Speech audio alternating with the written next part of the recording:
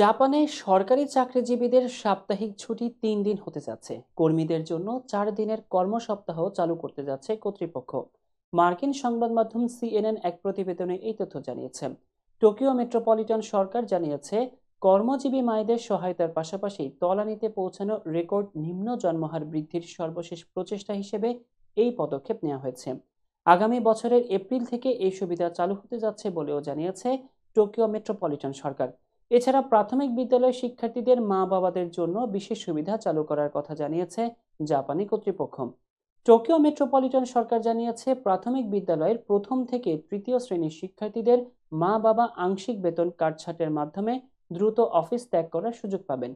টোকিওর governor eureka কুইকো বলেন, আমরা কাজের ধরন পর্যালোচনার মাধ্যমে এমন ব্যবস্থা নেব যাতে কেউ তাদের চাকরি ছাড়তে বাধ্য না হন।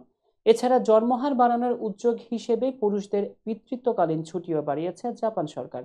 তবে অনেক সমাজবিজ্ঞানী মনে করেন, জাপানের কঠোর কর্মসংস্কৃতি এবং জীবনযাত্রার ক্রমবর্ধমান ব্যয় জন্মহারের নিম্নগতির জন্য দায়ী।